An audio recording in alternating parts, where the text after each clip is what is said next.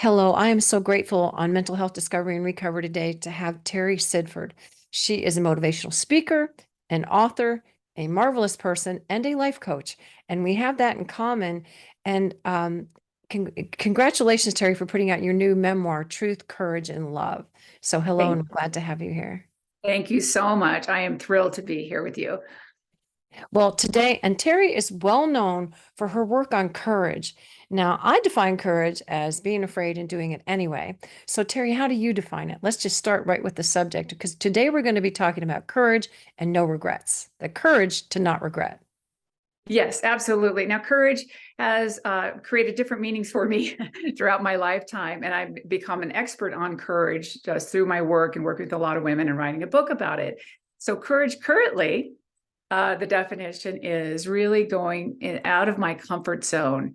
And that's where I create magic in my life. And I do things that I never even imagined that I could ever do for myself. So I live out of my comfort zone a lot of the time because I know that's where I learn, I grow, and I expand.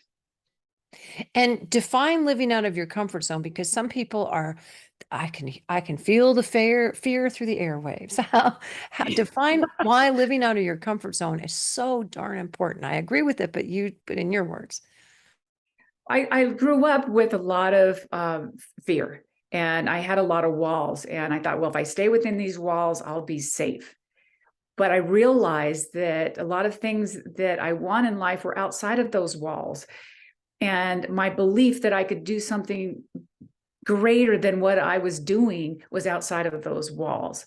I had dreams and passions and I got excited about things I wanted to do, but I thought, no, I've got these walls. I can't. It'll be too fearful to go past that.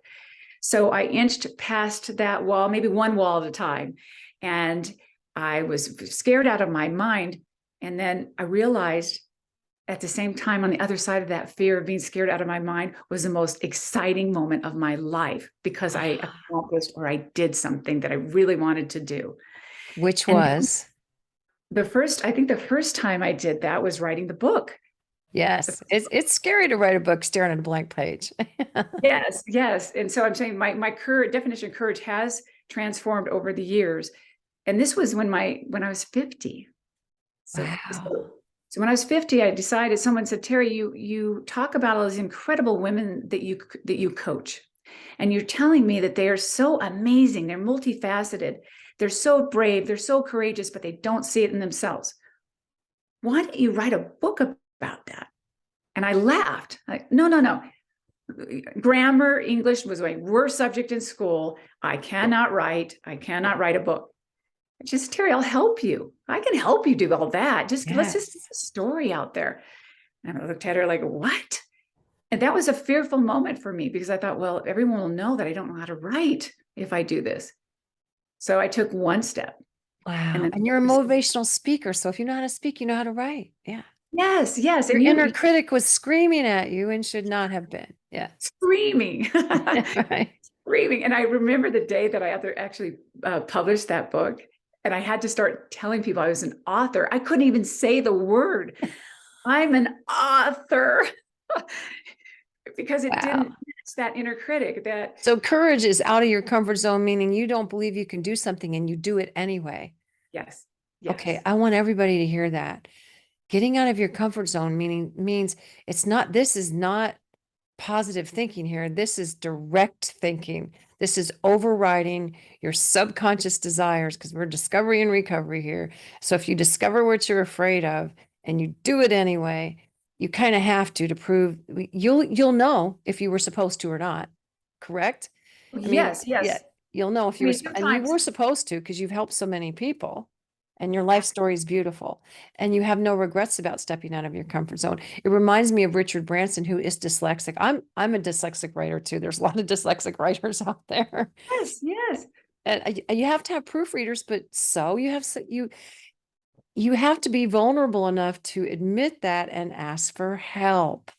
Okay, Mhm. so that's what you did. So asking for help also, I think, takes more courage than not, as evidenced by people who don't stop and ask for directions. We have GPSs now, but in the old days, people wouldn't stop. So speaking of direction, we talked about how regrets, because you had a tumultuous childhood. So if you could kind of walk us through that and any regrets you may have had that you reframed into a progression instead of regression. Oh, I would love to share that with you. And thank you for asking me that question. It's been a journey. It really has been a journey, but I couldn't be where I am today, living the life, my best life, my fulfilling my potential if I didn't go through this journey. And I can tell you today, I don't have any regrets. And here's how I, Wow, that's huge. and here's how I did that. Um, Growing up, I had an alcoholic mother who I loved dearly. Mhm. When she wasn't drinking, she was a beautiful soul, loving mother. When she was drinking, she was angry and scary.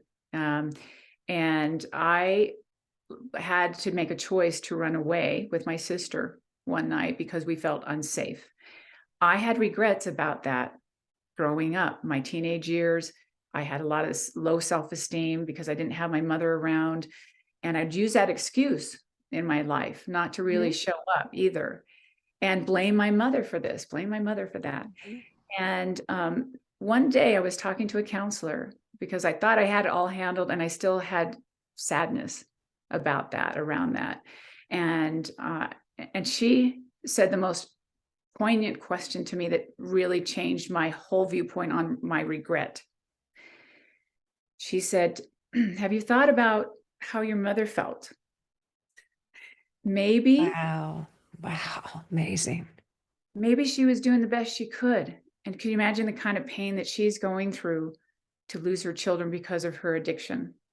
Because she did recover, by the way, and became a nurse Good to hear. and had a great life. But again, I blamed everything up until this point and had regrets. And I looked at her and I knew she was 100% right. And it's almost like this weight of the world came off my shoulders and I had to turn it around and not have a sadness for my own life, but actually heal the relationship. And I wanted to find out more about what she went through. And all I knew to do was to love her and accept her and to try to heal the relationship. And I did. And we've had the most wonderful, close relationship. And to this day, she's 84, lives she has memory issues. I am taking care of her. And That's not easy. no, not taking care of, I mean, I Right. have the responsibility legally to take care of her medical care and all of that. And isn't that a 360 Yes, situation? and that's why I say it's not easy. I did something similar, and I was it's your show, but yes, caring for a parent who didn't care for you the way they were supposed to in the past is not easy. But again, a definition of courage. Sometimes you have to realize you're not just doing it for them, you're doing it so you can live with yourself. Yes. And I feel like I healed that regret in Yes. my life. And that I really don't feel like, even though I didn't live with her, this it's the strangest thing that the conversations and the time we've spent since I healed that relationship by forgiving her. I forgave her and I loved her. Forgave Yes. and then forgave her, loved. I just kept doing No it matter until what. No matter yeah, what. and she came back and she was herself. And Wow. we I can't say that I feel like I had a wonderful mother in my life. You know, a lot of people don't understand forgiveness, and we're talking about courage here because that is your forte. That's what you talk about. And I think the hardest person to forgive is yourself, Mm, but it's also hard to forgive alcoholic parents. So explain why it takes courage to forgive and what it means to you, because we hear a lot of spiritual teaching on you must forgive, and the feeling's not there. Can you help people with doing it without the feeling being there or needing to be there? Talk about how yeah. you did that, because the feeling will not show up immediately. No, no, and I know there's lots of different situations out there where you say, "Well, I can't forgive this person for doing something that's unforgivable." I hear that a lot, Hmm. and I say it's not that you're condoning their actions or what they did. It's releasing you from the negative energy associated with it, so you get your power back, so it doesn't hold you Yes. down or back for the rest of your life. You're giving your power away to them for that situation, Yes. taking your power back and using it to propel you forward instead. Is it a choice people can make? And if they make the choice, Could you describe the process of that comfort zone? You make a choice, you don't have the feelings, then take us past that, how you do that. I mean, I'm the first one to admit that it's not that easy sometimes, but It's not. I know it's necessary, and it saved my life. It has Yes. saved my life to forgive. And that is, it's kind of like looking at the situation and in some way saying that life will take care of them somehow. And that's some situations where I say that was a horrible thing that happened to me, but I would rather thrive and move forward. And that's one way that I can let it go and let the negative energy go, is I'm going to outcreate this situation and Aha, become better. out-create it. Yeah, and become better from it. So I learned something and I'm going to propel myself forward. And And that how way I did can. you go from that to, oh, I'm sorry, go ahead. Okay.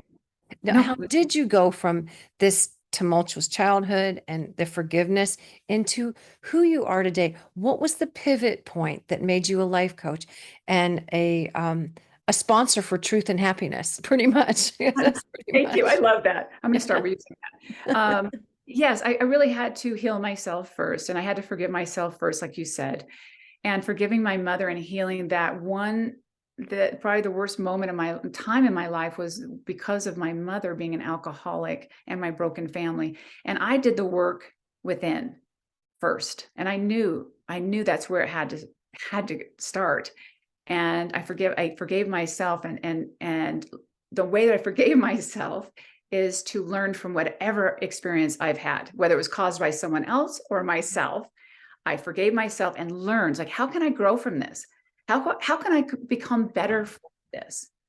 And I did. And moving forward, I still make mistakes, but I'm much more aware of my choices and how to forgive myself and how to learn so that I can move forward. So each thing that's happened, I've become stronger, more wise, more connected to my spirit and who I really Yes. am through all these experiences. And that's allowed me to really step into what my true purpose was, and to be transparent and vulnerable, yet self-confident and self-determined in my life. I'm not really scared of to showing my full story. Otherwise, I would not have wrote my memoir. Wrote a And memoir. Yes. yes, It's scary to and write that. it is. And in my TED talk, I also told stories I hid forever. And it was very freeing because it's an empowering to say that we're all in this together. And if I Yes. can share my stories and how I've overcome adversity and actually stepped into my best life, and I've been able to forgive and have no regrets because I learned something. So that's what I want everyone to That's the know. key. Yeah. Learning. Yes. Yeah, to find purpose in it. Not it happened for a reason. I don't really buy into that, but Yeah. it can happen for a purpose. Purpose. A And purpose. and I can relate to so many people, right? As being a coach, I can relate to all walks of life. There's really not much that surprises me, and I can pretty much go anywhere in with anyone because I've been to every extreme. Yeah. It feels like I've been to every extreme possible, and I've come back to my higher self, my best self. And how do you deal with someone whose regrets are so high that they can't let loose or forgive themselves or forgive the other person? When the resistance is high, what's that first step? Because I feel like there's always Mm. somebody out there that said, I like you said, I can't forgive myself, I can't forgive that person. What's that first little key that you use to unlock the first door? Because it's a series of doors you have to walk through. That's a really good question. My first response to that is incredible amount of grace in the situation and love, because you're hurting, and you can't seem to find the answer, and there's a lot of hurt deep within, and so there's a lot of love and self-love and grace that you need to be giving yourself to even get there, to even start to think of that process. And then ask for help from other people. Ask for help if you know you That's the can't get step. past it. It's there's people out there. I could not have gotten where I am today, or the lowest of lows of my life, without help from other people. So that, to me, there's a two first steps. That's so true because so many people think they're out there alone. And sometimes you can be. You were a runaway, so you know how old were you when you did that? 7. But my 7. my sister was older, 5 years older. So thank goodness Oh she. my goodness. Somebody needs to grasp that. You weren't a 17-year-old, you were a 7-year-old Mm-hmm, running away for mm-hmm, fear of your life. mm-hmm, And that's at the age when stuff gets very deeply embedded in your psyche and your subconscious. So I've listened to Terry's TED Talks, and her books are amazing. It's Truth, Courage, Love is the name of her new memoir. And her TED Talks are amazing because it takes a lot of courage to tell these vulnerable stories. And people, some people may say, oh, you don't have to tell everything. It's almost when we're not telling, we're sharing. mm, That it's very different than telling. We're not a tabloid. We're sort of a flag for you. Terry is wonderful at this. Her website's buoyant, just everything about her is buoyant. Um, and the regret part. So if somebody is out there with deep regrets, the first step is just ask for help mm-hmm. Yes, and push absolutely. past the fear of embarrassment, right? Yes, and it's a very courageous act. Yeah. Yes. And to me, it's a sign it's a sign of strength to ask for help. And people don't think they think it's a sign of weakness, but it's really the people. It's a sign of strength. And so many people that have made it in very, they're made their dreams come true, or people who ask for help, Yes. living their best life. They've asked for help. Yes, because we are hardwired to be socialized. And I appreciate this time with you because I think it helps other people who feel like they're isolated. You don't have Yeah. to be isolated. You have to be insulated and get good life coaches or good counselors, or just find somebody out there to ask for help, because there are people to help you. And if they're not helping you, I tell people this all the time. I am hired help when you come to work with me. And if Yeah. I'm not helping you, I will help you find someone who can, because we're not everyone to everything. But Terry can really help you find courage, because fear is so rampant, especially after COVID. We're all in kind of survival mode still, and everybody's got like still little PTSD from all that. Yes. But it's just Yes. courage to learn to trust again and to forgive and move on and to ask for help. So, is there anything you'd like to tell us about work you've been doing lately? Because your TED Talks are really amazing. They are just amazing. Thank you. I really appreciate it. I just want everyone out there to know that believe that we're here for a purpose, that we have gifts. Everyone has something inside of them to share with others. And whatever it takes, regardless of what's happened to you in the past, to find that inner beauty within yourself that you can share with others, you're going to make this world a better place. That's why I do what I do, because I know that if I change one person at a time to come back to who they really are, regardless of what's happened, their full potential, or at least that they believe that they have that inside, Yes. that they will change 10 people. They will change that 10 people will change 1,000 people. And then it's a ripple Ah. effect. And that's why I wrote the book. That's why I've done different platforms, podcasts, books, and TED Talks. We're here to help each other. Yes, we are. And thank you for helping me help other people today. And I just appreciate you so much. And your work is amazing. Please, everybody, check out Terry Sidford. She's easy to find online. Tell us your website address. It's Terry, Terry, Sidford, SIDFORD.com. You can find everything there. You can contact me on my website and all my podcast, TED Talk, and coaching.